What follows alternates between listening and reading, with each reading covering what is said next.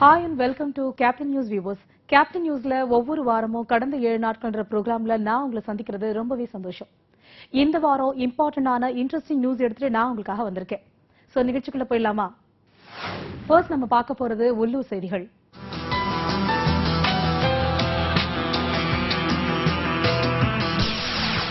முதல்ல நம்ம பார்க்க போற கடந்த வாரத்தோட உள்ளூர் செய்தி, சுவாதி கொலை வழக்குல கைதான ராம்குமார் கடந்த வாரம் ஞாயிற்றுக்கிழமை புழல் சிறையில இருக்கிற சமையல் அறையில உள்ள மின்கம்பியை கடிச்சு உயிரிழந்துட்டதா அதிர்ச்சியான அதிகாரப்பூர்வமான தகவல் வந்துடுச்சு.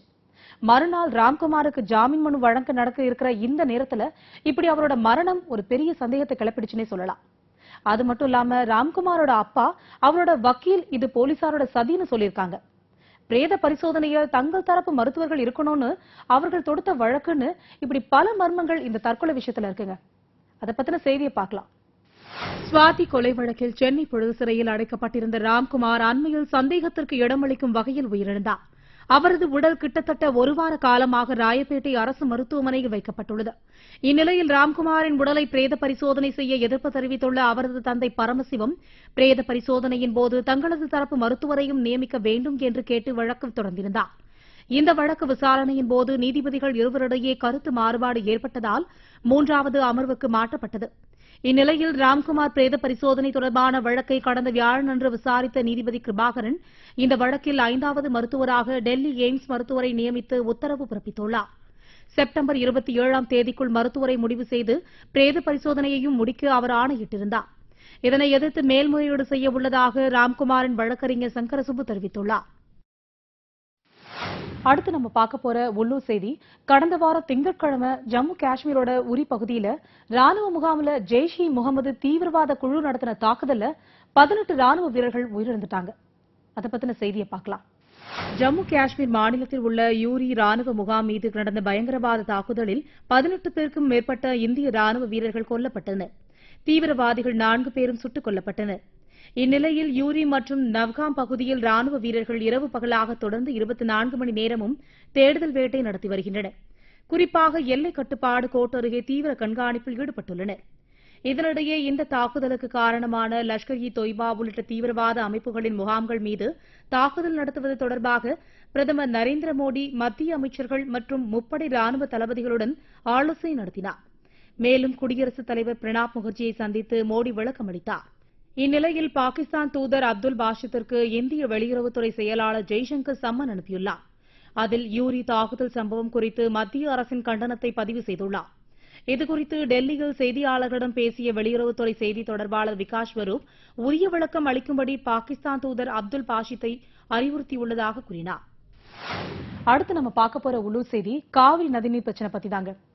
கடந்த வாரம் 4 வாரத்துல காவிரி மேலாண்மை வாரியத்தை அமைக்க வேணும்னு உச்சநீதிமன்றம் சொன்னதும் தமிழகத்திற்கு தண்ணீர் திறந்துவிட முடியாதுன்னு கர்நாடக முதல்வர் சித்தராமையா மாநில அமைச்சரவை கூட்டத்தில் சொன்னதும் இதற்கு எதிர்ப்பு தெரிவித்து தமிழக விவசாயிகள் அரை நிர்வாண போராட்டம் நடத்தினதுன்னு பல விஷயம் இந்த கடந்த வாரத்துல காவிரி பிரச்சனையில் நடந்திருக்கு. அதை பத்தின செய்தியும் பார்க்கலாம் வாங்க. 4 வாரங்களுக்குள் காவிரி மேலாண்மை வாரியத்தை அமைக்க வேண்டும் என்று மத்திய அரசுக்கு உச்சநீதிமன்றம் உத்தரவிட்டிருந்தது. மேலும் தமிழகத்தில் சம்பா சாகுபடியை காப்பாற்றும் வகையில் வரும் 27ஆம் தேதி வரை தமிழகத்திற்கு காவிரியில் இருந்து 6000 கன அடி நீர் திறந்துவிட சுப்ரீம் கோர்ட் உத்தரவிட்டதை தொடர்ந்து கர்நாடக முதல்வரும் காங்கிரஸ் மூத்த தலைவருமான சித்தராமையா தலைமையில் பெங்களூருவில் மாநில அமைச்சரவை கூட்டம் நடைபெற்றது. முதல்வர் சித்தராமையா தலைமையில் நடந்த இந்த கூட்டத்தில் மஜத தேசிய தலைவரும் முன்னாள் பிரதமருமான தேவகவுடா உட்பட பலர் பங்கேற்றனர். இதில் பங்கேற்ற அனைவரும் தமிழகத்திற்கு ஒரு சொட்டு தண்ணீர் கூட கொடுக்கக்கூடாது என வலியுறுத்தியதாக தெரிகிறது. இதனை கண்டித்து தமிழக விவசாயிகள் ஆற்றில் இறங்கி போராட்டத்தில் ஈடுபட்டனர். இதுகுறித்து முன்னாள் சொலிசிட்டர் ஜெனரல் மோகன் பராசரன் கூறும்போது, உச்சநீதிமன்றம் நினைத்தால் மத்திய அரசின் மூலம் போலீஸ் மற்றும் ராணுவத்தின் அதிகாரத்தையே நேரடியாக பயன்படுத்த முடியும். ராணுவத்தையும் போலீசையும் நிறுத்தி நேரடியாக உச்சநீதிமன்றமே காவிரி நீரை திறந்துவிட முடியும் என்றும் தெரிவித்தார். அடுத்து நம்ம பார்க்க போற உள்ளூர் செய்தி, சிறுவாணி ஆற்றின் குறுக்கே அணை கட்டும் கேரள அரசை கண்டிச்சு கடந்த திங்கட்கிழமை அன்னைக்கு தேமுதிக சார்பில் திருமதி பிரேமலதா விஜயகாந்த் தலைமையில கோவையில ஆர்ப்பாட்டம் நடந்துச்சு. அது மட்டும் இல்லாம தேமுதிக சார்பில் உள்ளாட்சி தேர்தல போட்டியிடுவதற்கான விருப்பமனு விநியோகமும் கடந்த புதன்ல இருந்து வெள்ளி வர 3 நாளா நடந்துச்சு. அதை பத்தின செய்தியையும் பார்க்கலாம் வாங்க. சிறுவாணி ஆற்றின் குறுக்கே அணை கட்டும் கேரள அரசை கண்டித்து தேமுதிக சார்பில் பிரேமலதா விஜயகாந்த் தலைமையில் கோவை தெற்கு வட்டாட்சியர் அலுவலகம் முன்பாக ஆர்ப்பாட்டம் நடைபெற்றது. அப்போது பேசிய அவர் நதிநீர் பங்கீடு விவகாரங்களில் தமிழகம் அண்டை மாநிலங்களால் வஞ்சிக்கப்படுவதாகவும் இதனால் தமிழகம் பாலைவனமாக மாறும் அபாயம் உள்ளதாகவும் பிரேமலதா விஜயகாந்த் குறிப்பிட்டுள்ளார். சேலத்துக்காரர் தமிழ்காரர் 50 லாரிகள் எரிக்கப்பட்டிருக்கு. தமிழர்களுடைய கடைகள் அத்தனையும் சூறையாடப்பட்டிருக்கு. அத்தனை ஹோட்டல்களும் சூறையாடப்பட்டிருக்கு. பொது சொத்துக்கள் அத்தனையும் அளிக்கப்பட்டிருக்கு. மொத்தம் 25,000 கோடி இதனால் இழப்பு ஏற்பட்டிருக்கு. இழப்பு ஏற்பட்டதனால் யாருக்கு என்ன லாபம்? அந்த 25,000 கோடியை ஆக்கப்பூர்வமான பணிக்கு மாற்றி இருந்தால் 2 ஸ்டேட்டுக்குமே தண்ணி கிடைச்சி 2 ஸ்டேட் மக்களுமே அண்ணன் தம்பிகளாக காலாகாலத்துக்கும் வாழ்றதுக்கு வழியாக இருந்திருக்கும். இங்க அழிக்கிறதுக்கு தான் ஆள் முன்னாடி வராங்களே ஒழிய ஆக்க பண்றதுக்கு யாருமே முன்வராத ஒரு நிலைமை இன்னைக்கு இந்தியா முழுக்க நடந்து கொண்டிருப்பதை நாம பார்க்க முடியுது. அதிலும் தமிழ்நாடு மிகவும் வஞ்சிக்கப்பட்ட ஒரு மாநிலம் ஆயிடுச்சு. இன்னைக்கு பாருங்க, பாகிஸ்தான் பார்டர்ல இன்னைக்கு ராணுவ கிடங்குல குண்டு போட்டு 17 ராணுவ வீரர்களை நாம இன்னைக்கு இழந்திருக்கோம். அங்க இந்தியா பாகிஸ்தான் பார்டர்ல நிலத்துக்கு பிரச்சனை, தமிழ்நாட்டுக்கும் அண்டை மாநிலங்களுக்கும் நீரால பிரச்சனை. இந்த நீர் பிரச்சனையை உடனடியாக தீர்க்கவில்லை என்றால் இந்தியா பாகிஸ்தான் போல அண்டை மாநிலமான தமிழ்நாடு கர்நாடகாவும் அடிச்சுக்க வேண்டும், தமிழ்நாடும் கேரளாவும் அடிச்சுக்கணும், தமிழ்நாடும் ஆந்திராவும் அடிச்சு கொள்ளக்கூடிய நிலைமை உருவாக்கப்படும். இதனால பாதிக்கப்பட போறது அதிமுக திமுக கிடையாது. அப்பாவி பொதுமக்களாகிய நம்ம தமிழ் மக்கள் தான் இதுல பாதித்துக் கொண்டிருக்கிறார்களே ஒழிய இவர்களுடைய ஓட்டை வாங்கி ஆட்சி அமைச்சிருக்கிற அதிமுக திமுகக்கு எந்த பாதிப்பும் இல்லை. இங்க கொள்ளையடிச்சு கோடி கோடியா சம்பாதிக்கிற சொத்தை இன்னைக்கு கர்நாடகாவிலும் ஆந்திராவிலும் வாங்கி குவிச்சுக்கிட்டு இருக்காங்க அதிமுக திமுகவை சேர்ந்தவங்க. தமிழ்நாடு மக்களுக்கு ஒரு பிரச்சனையில குரல் கொடுக்க மாட்டாங்க. ஆனா தமிழ்நாடு மக்களுடைய ஓட்டு மட்டும் அவர்களுக்கு வேண்டும் என்பதில் மும்முரமாக இருக்காங்க. தமிழ்நாடு உள்ளாட்சி மன்ற தேர்தலில் தேமுதிக சார்பில் வேட்பாளராக போட்டியிட விரும்பும் தேமுதிகவினருக்கான விருப்ப மனு விநியோகம் கடந்த புதன்கிழமை தொடங்கி வெள்ளி வரை 3 நாட்களாக நடைபெற்றது. சென்னை மாநகராட்சி மாமன்ற உறுப்பினர் பதவிகளுக்கான போட்டியிடுவோர் கோயம்பேட்டில் உள்ள தேமுதிக தலைமை கழகத்திலும், பிற மாவட்டங்களில் போட்டியிடுவோர் கேப்டன் விஜயகாந்த் நியமிக்கப்பட்ட தேர்தல் பொறுப்பாளர்களிடம் விருப்ப மனுக்களை பெற்றும் பூர்த்தி செய்த விருப்ப மனுக்களை ஏராளமான தேமுதிகவினர் உற்சாகத்துடன் சமர்ப்பித்தும் வருகின்றனர். இந்நிலையில் 3 நாட்களாக நடைபெற்ற விருப்ப மனு விநியோகத்தை அடுத்து வரும் 30ஆம் தேதி மாலைக்குள் பூர்த்தி செய்யப்பட்ட விண்ணப்பங்களை சமர்ப்பிக்க தேமுதிக தலைமை கழகம் அறிவித்துள்ளது. அடுத்து நம்ம பார்க்க போற கடந்த வாரத்தோட முக்கிய செய்தி என்ன தெரியுமா? முதலமைச்சர் ஜெயலலிதா திடீரென உடல்நிலை சரியில்லாம தனியார் மருத்துவமனையில கடந்த வியாழன் இரவு அனுமதிக்கப்பட்டிருந்தாங்க. மறுநாள் அவர்களோட உடல்நிலை சீரானதாகவும் பொதுப்பிரிவுக்கு மருத்துவர்களோட கண்காணிப்புல இருக்கிறதாகவும் மருத்துவமனை அறிக்கையில தெரிவிச்சிருக்காங்க. அது மட்டும் இல்லாம பல்வேறு அரசியல் கட்சி தலைவர்களும் சீக்கிரமா குணமடைஞ்சு வரணும்னு சொல்லியிருக்காங்க. அவங்கள பத்தின ஒரு செய்தியை பார்க்கலாம். தமிழக முதலமைச்சர் Jayalalithaa Chennai Greens road Apollo மருத்துவமனையில் சிகிச்சைக்காக கடந்த வியாழன் இரவு அனுமதிக்கப்பட்டார். காய்ச்சல் மற்றும் அஜீரண கோளாறால் பாதிக்கப்பட்ட அவர் சிகிச்சைக்காக இரவு 10:15 மணிக்கு அனுமதிக்கப்பட்டிருந்தார். தற்போது அவர் நலமுடன் இருப்பதாகவும் உடல்நிலை சீராக உள்ள நிலையில் பொதுப்பிரிவில் மருத்துவர்கள் கண்காணிப்பில் உள்ளதாகவும் மருத்துவமனை அறிக்கை தெரிவிக்கிறது. ஜெயலலிதா மருத்துவமனையில் அனுமதிக்கப்பட்ட தகவல் இணையதளங்களில் பரவியதை அடுத்து அந்த மருத்துவமனை முன்பு ஏராளமான அதிமுக தொண்டர்கள் குவிய துவங்கியுள்ளதன் காரணமாக அங்கு பரபரப்பான சூழல் நிலவுகிறது. இதையடுத்து அங்கு பாதுகாப்புக்காக போலீசார் குவிக்கப்பட்டனர். அடுத்து நம்ம பார்க்க போற செய்தி, சென்னை டாக்டர் ராதாகிருஷ்ணன் சாலையில கடந்த திங்கட்கிழமை அதிகாலையில 2 இளைஞர்கள் குடிபோதையில தாறுமாறா சொகுசுக்கார ஓட்டி ரோடோரமா நின்றுட்டு இருந்த ஆட்டோக்கள் மீது அடுத்தடுத்து மோதியிருக்கு. இதுல ஒரு ஆட்டோ டிரைவர் பலியாயிருக்காரு. இதுல 12 ஆட்டோக்கள்ல தூங்கிக்கிட்டு இருந்த 11 டிரைவர்கள் படுகாயம் அடைஞ்சிருக்காங்க. அவர்கள மருத்துவமனையில சிகிச்சை பெற்று வருவதாகவும் தகவல் வந்திருக்கு. இதுல இன்னொரு முக்கியமான விஷயம் என்ன தெரியுமா? இந்த காரை ஓட்டுனதும் கூட வந்த நண்பனும் ஒரு முக்கிய பிரமுகர்களுடைய பசங்கன்றது விசாரணையில தெரிய வந்திருக்கு. அது மட்டும் இல்லைங்க, இறந்து போன ஆட்டோ ஓட்டுநரின் மகள் ஏற்கனவே தாயை பறிகொடுத்த நிலையில இப்ப தந்தையும் பறிகொடுத்து அனாதையா நிற்கிற அவளுக்கு என்ன பதில்?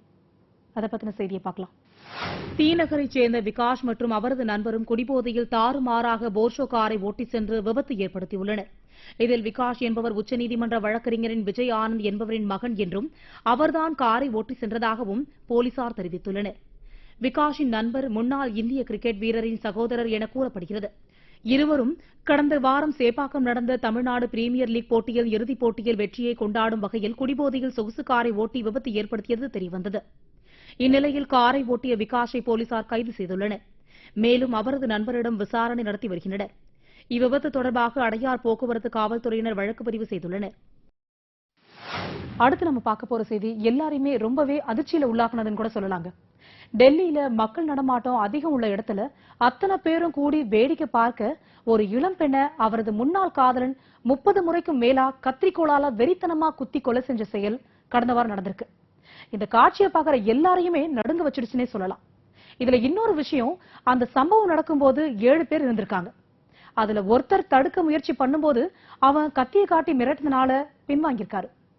அவர் கூட இன்னும் ஒரு 5 பேர் சேர்ந்து தாக்கி இருந்தா இந்த கொடூரத்தை நடக்க விடாமல் தடுத்திருக்கலான்னு சமூக ஆர்வலரிடையே ஒரு பெரிய கேள்வியே இருக்குங்க. எல்லாரையும் பதற வச்ச அந்த காட்சியை இப்ப பார்க்கலாம். கொலை செய்யப்பட்ட பெண்ணின் பெயர் கருணா என்பதும் 21 வயதான அந்த பெண் டெல்லியில் புராரியை சேர்ந்ததும் தெரிய வந்துள்ளது. ஆசிரியராக பணியாற்றி வரும் இவரை முன்னாள் காதலன்தான் ஒருதலையாக காதலித்ததும் காதலிக்க மறுத்ததால் இந்த பயங்கர வெறிச்செயலில் ஈடுபட்டதும் தெரியவந்தது. இந்த சம்பவம் தொடர்பாக டெல்லி வடக்கு காவல்துறை துணை ஆணையர் மதுர் சர்மா கூறுகையில், கொலை செய்த நபரின் பெயர் சுரேந்தர் சிங், 34 வயதாகும் இவனை கொலை சம்பவத்திற்கு பின்னர்தான் பொதுமக்கள் அந்த நபரை பிடித்து காவல்துறையிடம் ஒப்படைத்ததாகவும் தெரிவித்தார்.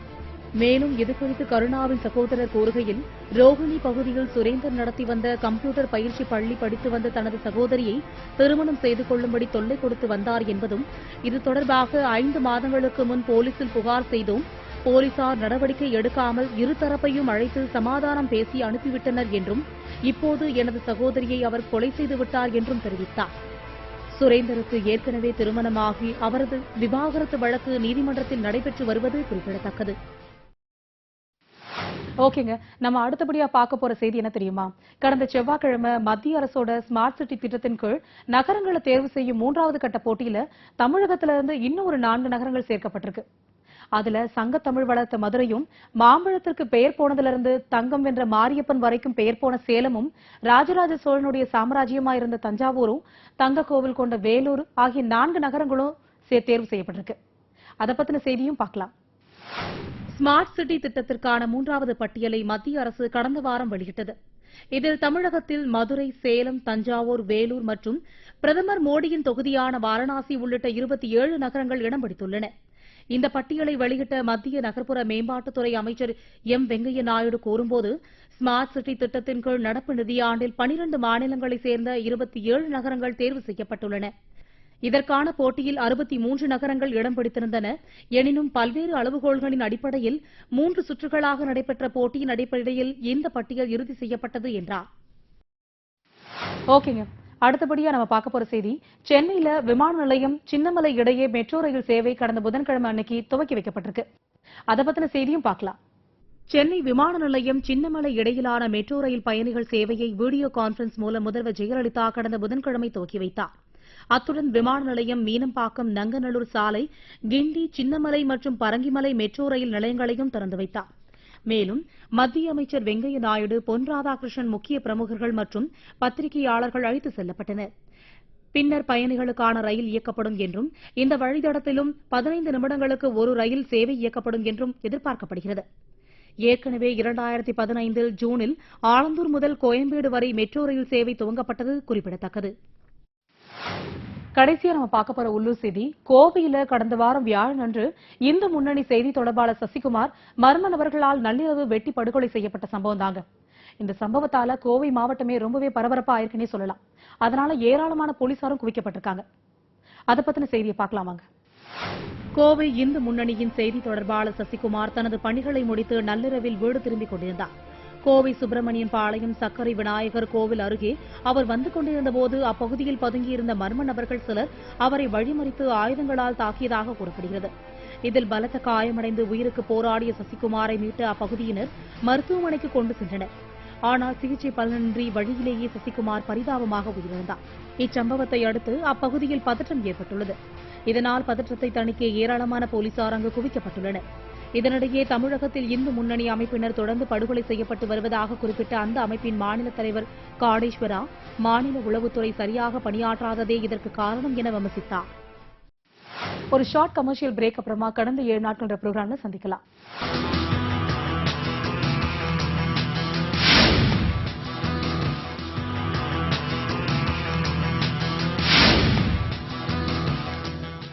ஓகேங்க, இப்ப நம்ம அடுத்து பார்க்க போறது உலக செய்திகள். பார்க்கலாம் வாங்க.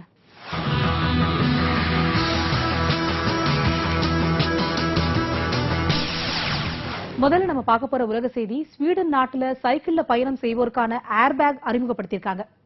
அந்த ஏர்பேக் எப்படி வேலை செய்யுதுன்றத ஒரு டெமான்ஸ்ட்ரேஷனும் கொடுத்திருக்காங்க. அதை பார்க்கலாம் வாங்க. உலகிலேயே முதன்முறையாக சைக்கிளில் பயணம் செய்வோருக்கான ஏர்பேக் ஸ்வீடனில் அறிமுகப்படுத்தப்பட்டுள்ளது. அதிலுள்ள அட்வான்ஸ் சென்சார்கள் ஓட்டுநரின் அசைவுகளை துல்லியமாக கணித்து தக்க சமயத்தில் ஏர்பேக் விரிகிறது. கண்ணிமைக்கும் நேரத்தில் விபத்துகளின் போது சட்டென விரிந்து உரிய பாதுகாப்பு அளிக்கும் என்றும், சாதாரண ஹெல்மெட்டை விட கழுத்திலிருந்து தலை முழுவதும் பாதுகாப்பு தரும் என இதன் தயாரிப்பாளர்கள் தெரிவித்துள்ளனர். சமீபத்தில் நடந்து முடிந்த பாராலிம்பிக் போட்டியில் ஈரானை சேர்ந்த சைக்கிள் பந்தய வீரர் பந்தயத்தின் போது தவறி விழுந்ததில் அவரது கழுத்து எலும்பு உடைந்தது. இதனால் இதயத்திற்கு செல்லும் ரத்தம் தடை ஏற்பட்டதில் மாரடைப்பு ஏற்பட்டு உயிரிழந்தது குறிப்பிடத்தக்கது. கடந்த வாரம் நடந்த இன்னொரு உலக செய்தி என்ன தெரியுமா? ஏமன் நாட்டுல சவுதி அரேபியா தலைமையிலான கூட்டுப்படையினர் நடத்திய ஏவுகணை தாக்குதல்ல உயிரிழந்தோட எண்ணிக்கை 32 அதிகரிச்சிருக்கு. இதுல குறிப்பிட வேண்டிய விஷயம் என்னன்னா, அதிபர் மாளிகையை குறி வச்சு நடத்தின இந்த தாக்குதல்ல பக்கத்துல இருந்த கூலி தொழிலாளிகளோட வீட்டின் மேல இந்த ஏவுகணை விழுந்திருக்கு. இதுல வேதனையான விஷயம், அப்பாவி பொதுமக்கள் இருந்திருக்காங்க. யாரு எதுக்காக இந்த தாக்குதலை பண்ணாங்கன்னு இந்த செய்தி தொகுப்புல பார்க்கலாம் வாங்க. ஏமனில் அரசுக்கு எதிராக ஹவுதி கிளர்ச்சியாளர்கள் சண்டையிட்டு வருகின்றனர். அவர்களை ஒடுக்க அதிபர் படைக்கு ஆதரவாக சவுதி தலைமையிலான கூட்டுப்படை ஹவுதி கிளர்ச்சியாளர்களின் மீது வான் தாக்குதல் நடத்தி வருகிறது. இந்த நிலையில் கடந்த வாரம் ஹவுதி கிளர்ச்சியாளர்களின் பிடியில் உள்ள செங்கடல் துறைமுக நகரான ஹோடதாவில் சவுதி கூட்டுப்படை ஏவுகணை தாக்குதல் நடத்தியது. அந்த நகரில் ஹவுதி கிளர்ச்சியாளர்கள் பதுங்கியிருக்கும் அதிபர் மாளிகையின் மீது போர் விமானங்களை ஏவுகணைகள் வீசின. அப்போது அதிபர் மாளிகைக்கு அருகே கூலி தொழிலாளர்கள் தங்கியிருந்த ஒரு வீட்டின் மீது ஏவுகணை விழுந்தது. இதில் அந்த வீடு தரைமட்டமானது. வீட்டில் இருந்த அனைவரும் கட்டிட இடிபாடுகளுக்குள் சிக்கிக் கொண்டனர். இந்த கோர சம்பவத்தில் 19 பேர் சம்பவ இடத்திலேயே பரிதாபமாக உயிரிழந்தனர். மேலும் 70க்கும் அதிகமானோர் படுகாயமடைந்தனர். தகவல் கிடைத்ததும் மீட்புப் படையினர் விரைந்து சென்று தீவிர மீட்புப் பணியில் ஈடுபட்டனர். இந்நிலையில் சவுதி அரேபியா தலைமையிலான கூட்டுப்படையினர் நடத்திய ஏவுகணை தாக்குதலில் உயிரிழந்தோரின் எண்ணிக்கை 32ஆக உயர்ந்துள்ளது. ஓகேங்க, ரொம்பவே சீரியஸான போயிட்டு இருக்க நம்ம ஷோல அடுத்து நம்ம பார்க்க போறது ரொம்ப இன்ட்ரெஸ்டிங்கான cinema news.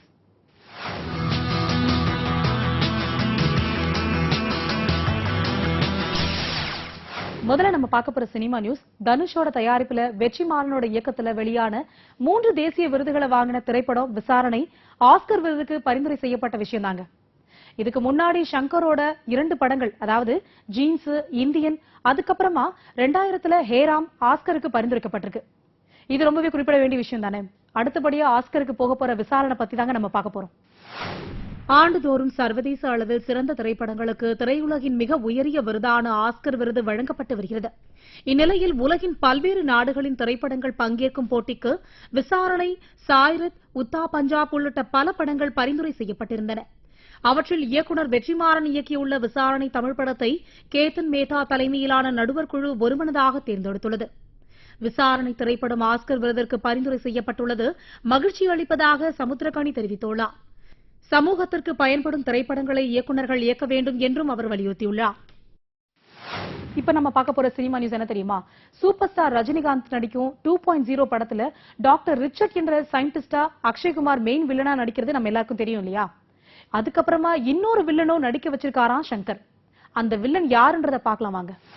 Super star Rajinikanth நடிப்பில் சங்கர் இயக்கத்தில் உருவாகி வரும் 2.0 படத்தில் அக்ஷய்குமார் மற்றும் எமி ஜாக்சனும் முக்கிய வேடத்தில் நடிக்கின்றனர்.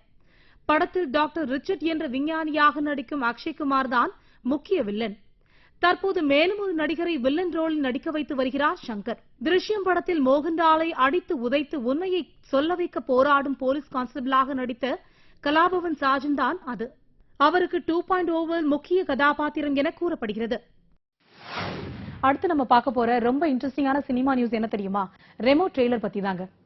எப்படா ரிலீஸ் எதிர்பார்க்கிற ரசிகர்களுக்கு இந்த ரெமோ ட்ரெய்லர் ஒரு பெரிய வரவேற்பு கொடுத்திருக்குன்னே சொல்லலாம்.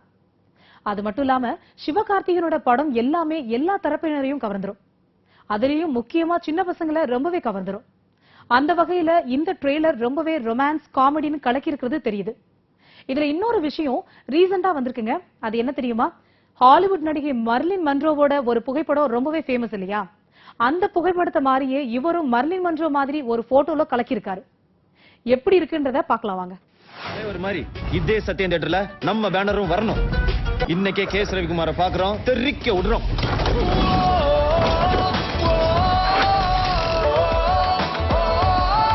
நான் சொல்றேன்டா, உனக்கு ஜென்மத்துக்கு நடிப்பு வராதரா. நீ வேணா பாரு, நான் பெரிய நடிகனாகி ஸ்கிரீன்ல ஆடுவேன், தமிழ்நாடே ஆடுவேன். நீ காமெடி நல்லா பண்ற. Thank you sir. ஆனா அது மட்டும் போதாது. ஏன்னா நான் இப்ப எடுக்கிற படத்துல ஹீரோவுக்கு லேடி கெட்டப், நர்ஸ் வேஷம்.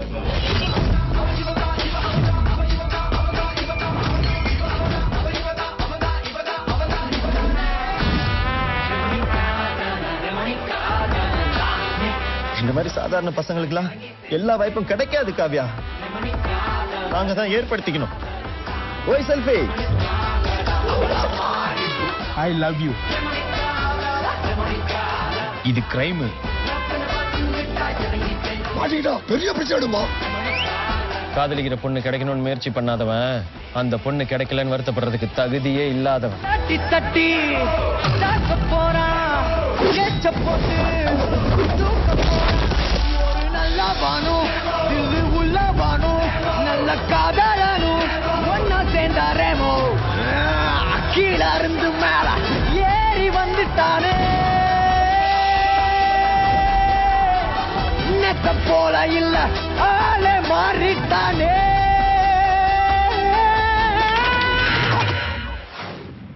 எப்பயும் போல சிவகார்த்திகேயன் இந்த படத்திலையும் ஹீரோயினை ஓட்டுறதும் அம்மாவோட கலக்கும் காமெடின்னு கலர்ஃபுல்லா இருக்கும்னு நினைக்கிறேன்.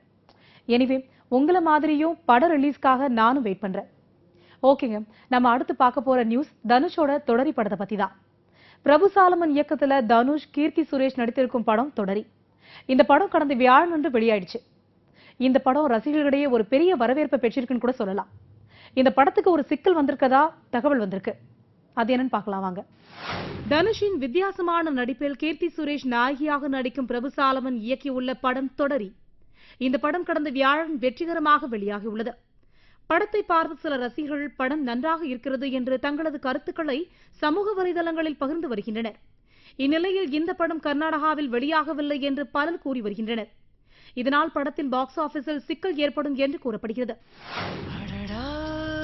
இது என்ன எனக்கு ஒண்ணும் புரியலையே புரியலையே.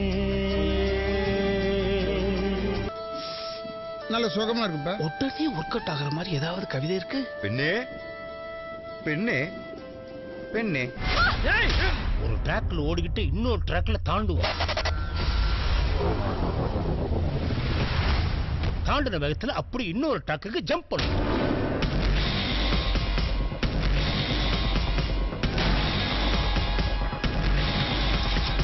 டிசி எக்ஸ்பிரஸ் ஒரு பெண் தீவிரவாதியின் தலைமையில் தான் கடத்தப்பட்டிருக்கிறது என்று தெரியும். மேல்தளத்தில் 6 தீவிரவாதிகள் இருக்கும் நிலையில் ரயிலுக்குள் இன்னும் எத்தனை தீவிரவாதிகள் இருக்கிறார்கள் என்று தெரியவில்லை. உனக்கு என்ன வேணும்? நீ என்ன எதிர்பார்க்கற? Watch your answer. நீ என்ன கேட்டாலும் இந்த கவர்மெண்ட் கொடுக்கிறதுக்கு தயாரா இருக்கு. எதுக்கு இந்த எமோஷன்? எங்க பொண்ணுங்க எல்லாம் பான் ஆர்டிஸ்ட். பசங்க இத கேட்டு பாருங்க, என்ன மான் நடிக்குதுங்கன்னு சொல்லுவாங்க. போன உசுறு வந்துருச்சு, உன்னை வாரி அணைக்க சொல்லிருச்சு. தளபதி படம் பார்த்திருக்கீங்களா? அதுல உங்க மெகா ஸ்டார் மம்முட்டிக்கு எங்க சூப்பர் ஸ்டார் ரஜினி தான் சார் பாதுகாப்பு. நாங்களும் பெரிய ஆள் தான். கடைசியா நம்ம பார்க்க போற சினிமா நியூஸ் யாரை பத்தி தெரியுமா? தூக்கம் வராதவங்களுக்கு கூட இவங்களுடைய தாலாட்டு பாட்டு தூங்க வைக்கும். இவங்களுடைய ரொமான்டிக்ஸ் பாடல்கள் அந்த காலத்துல இருந்து இந்த காலம் வரைக்கும் ரசிகர்களை தன்னோட குரலுக்கு வசப்படுத்திருக்காங்கன்னே சொல்லலாம். அப்பேற்பட்ட தேன் குரலுக்கு சொந்தமான எஸ் ஜானகி அம்மா தாங்க நம்ம பார்க்க போறோம். அவங்க 60 ஆண்டுகால இசைப்பணத்தை முடித்துக் கொள்வதா கடந்த வியாழனன்று அறிவிச்சிட்டாங்க. இது ரசிகர்கள் மத்தியில ஒரு பெரும் அதிர்ச்சியை கொடுத்திருக்குன்னே சொல்லலாம். அவர்களை பத்தின ஒரு சிறிய செய்தி தொகுப்பை பார்க்கலாம். பிரபல பின்னணி பாடகி ஜானகி அம்மாவிற்கு 78 வயதானாலும் அவரது குரல் இன்னமும் இளமையாக உள்ளது. அவரது தாலாட்டு பாடல்களை கேட்டால் தூக்கம் வராமல் தவிப்பவர்களுக்கு கூட தூக்கம் வரும். 1957ஆம் ஆண்டு வெளியான விதியின் விளையாட்டு படம் மூலம் பாடகியானவர் எஸ் ஜானகி அம்மா. சுமார் 60 ஆண்டுகளாக பாடி வரும் அவரின் கடைசி பாடலான மலையாளத்தில் 10 கல்பனைகள் என்ற படத்தில் பாடிய தாலாட்டு பாடல் அந்த பெருமையை தட்டிச் சென்றது. தமிழில் ஜீவா, நயன்தாரா நடித்த திருநாள் படத்தில் வந்த தந்தையும் யாரோ என்ற பாடல்தான் ஜானகி அம்மா கடைசியாக பாடிய தமிழ் பாடலாகும். தந்தையும் யாரோ தாயாரும் யாரோ ஆராரோ ஆரிராரோ சொந்தம் என்று சொல்ல சொந்த நிழல்தானோ வந்த வழியெல்லாம் கல்லும் முள்ளும் தானோ பிறப்பதும் இயற்கைதான் பிறப்பதும் இயற்கைதான் இடையிலே நடப்பது எதுவுமே செயற்கைதான். ஜானகி அம்மா எஸ்பிபி ஜோடி குரல் பிடிக்காத ரசிகர்களே இருக்க முடியாது என்றாலும் இந்நிலையில் ஜானகியின் ஓய்வு முடிவு பலரையும் அதிர்ச்சிக்குள்ளாகியுள்ளது.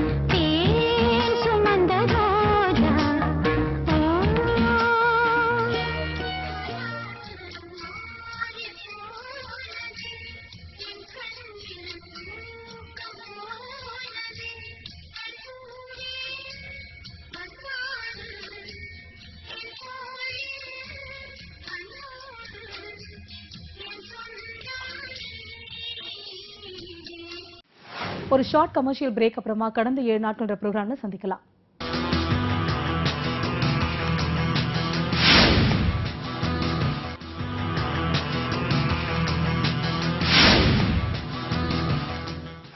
ஓகேங்க, கடைசியா நம்ம பார்க்க போறது விளையாட்டு செய்திகள்.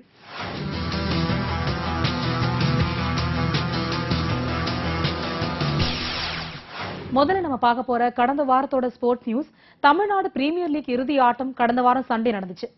இதுல சென்னை அணியை வீழ்த்தி தூத்துக்குடி பேட்ரியாட்ஸ் அணி சாம்பியன் கோப்பையை தட்டி வின் பண்ணிட்டாங்க. அத பத்தின செய்தியை பார்க்கலாம். தமிழ்நாடு பிரீமியர் லீக் 20 ஓவரின் தொடரில் இறுதி ஆட்டத்தில் Chepauk super gillies Thoothukudi patriots அணிகள் பலப்பரீட்சை நடத்தின. டாஸ் வென்று முதலில் ஆடிய தூத்துக்குடி அணி நிர்ணயிக்கப்பட்ட 20 ஓவரில் முடிவில் 2 விக்கெட் இழப்பிற்கு 215 ரன்கள் குவித்தது. பின்னர் 216 ரன்கள் என்ற இமாலய இலக்குடன் களமிறங்கிய சேப்பாக் சூப்பர் கில்லிஸ் அணி முதல் ஓவரிலேயே 4 விக்கெட்டுகளை இழந்தது. இதையடுத்து களமிறங்கிய வீரர்களும் சொற்ப ரன்களில் ஆட்டமிழந்ததால் 93 ரன்னில் அந்த அணி ஆல் அவுட் ஆனது. இந்நிலையில் 122 ரன்கள் வித்தியாசத்தில் அபார வெற்றி பெற்ற தூத்துக்குடி அணி தமிழ்நாடு பிரீமியர் லீக் தொடரின் முதல் கோப்பையை தட்டிச் சென்றது.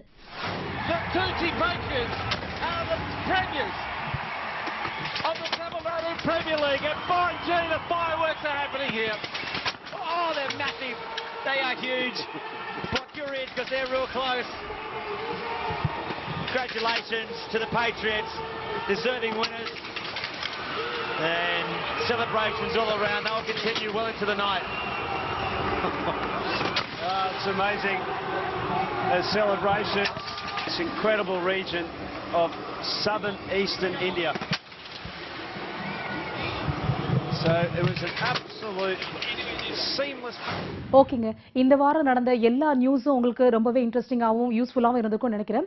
இதே மாதிரி அடுத்த வாரமும் நிறைய நியூஸ் எடுத்துட்டு நான் உங்களுக்காக வரேன். Until then, bye from Sudha Rajesh.